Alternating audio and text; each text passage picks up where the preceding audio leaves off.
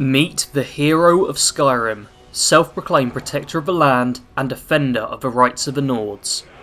This incredible warrior will do whatever it takes to return worship of Talos to Skyrim and position Jarl Ulfric as the High King.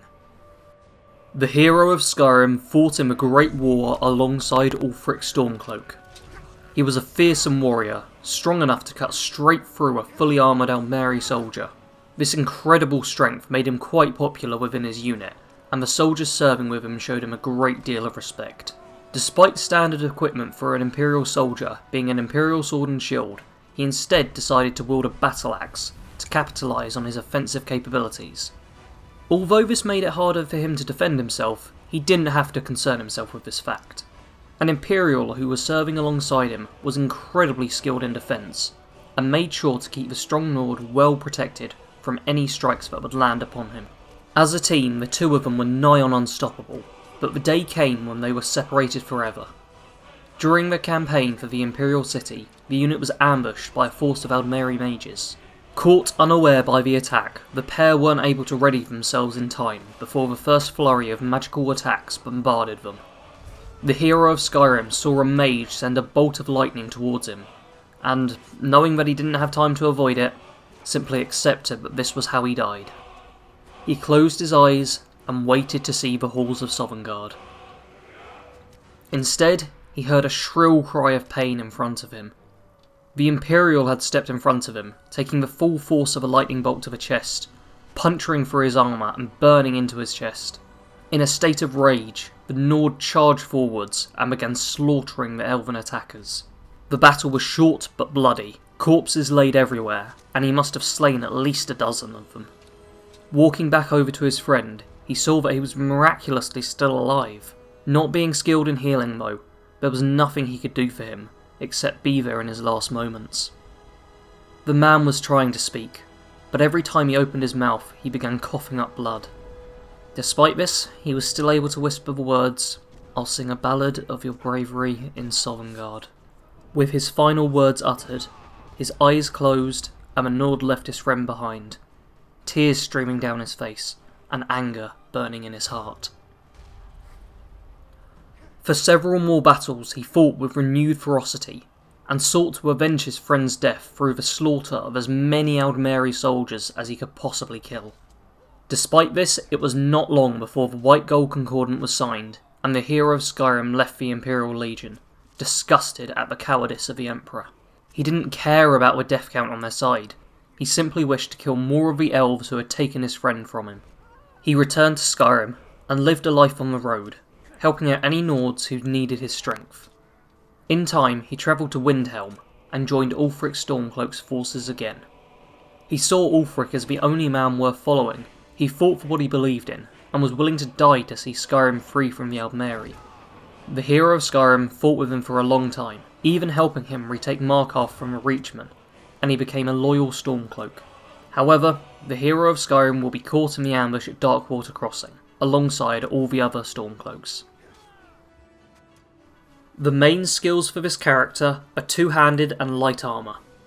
Two-handed is essential to show just how strong and powerful this character is, and will let you wield your battle axe with great might. The hero of Skyrim wears light armour, and will require the various perks in order to make him harder to kill. He no longer has his friend to keep him safe, so he has to be able to take a few hits for himself. The additional skills for this build are archery and block. Archery will give this build a bit of variety, and also fits with Stormcloaks being a bit more versatile in combat than standard Imperial soldiers. Don't worry about putting too many perks in this tree, but having this as a secondary skill is incredibly helpful. Block is our other additional skill.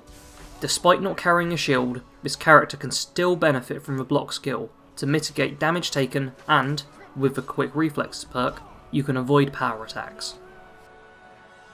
When distributing level ups with this character, I recommend going 50-50 between health and stamina.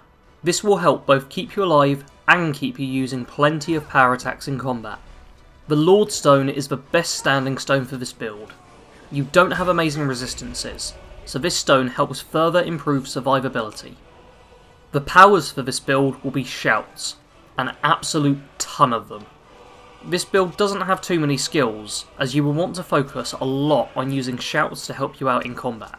Some specific ones that work well with this build are Elemental Fury to make you attack faster, Call of Valor to summon help from Sovngarde, and Dragon Aspect to make this build better at everything that it does.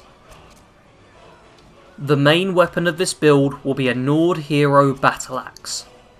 This weapon is not only very powerful, but has an awesome look, and even has hero in the name, perfect for this build.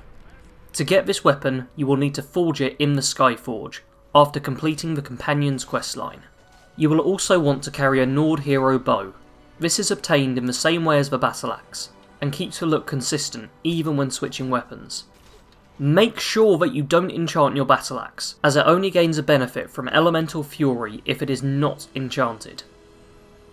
The hero of Skyrim wears Stormcloak General's armour, which you will be able to obtain by going through the Civil War on the side of the Stormcloaks. Before you get this, just wear standard Stormcloak armour. You will also want an Amulet of Talos to help with Shout's recharge time. On a similar note, I also recommend praying at a Shrine of Talos regularly to further improve Shout cooldown time. The main faction for this build will of course be the Stormcloaks. This character will serve Ulfric faithfully, and seeks to unite all of Skyrim under his banner. You will also want to join the Companions. This suits with the warrior aspect of this build, and also gives you the opportunity to go all over Skyrim protecting its citizens. I'd advise not joining them until you have taken over Whiterun for Ulfric, however. This build won't be using any followers. Since the Imperial died protecting him, he has fought on his own. Obviously you will fight alongside Stormcloaks whenever you can, but you won't have a permanent companion at any point whilst playing this character. Fight with brutality and anger whilst playing this character. Use all the shouts you have gathered to kill enemies quicker, and slaughter any Thalmor you come across. As the Windhelm build, your main focus will be on making Ulfric High King of Skyrim. Once you have done this, help all of Skyrim in any way you can. Prioritise helping Nords and citizens of Windhelm first, but feel free to take the occasional quest from other human races. Make sure to not help out any elves, however. The hero of Skyrim has developed a hatred for elvenkind, and does not distinguish much between the races of elves. Thank you all for watching my latest Skyrim build. Make sure to subscribe to the channel and leave a comment below telling me what you thought of it. If you enjoyed it, then make sure to hit that like button too. I've also got a Twitter and Facebook page now, so I'll leave links to both of those below. Make sure to tune in next week for a very special Skyrim Hold build, the Bard of Solitude. I'll see all of you there next week.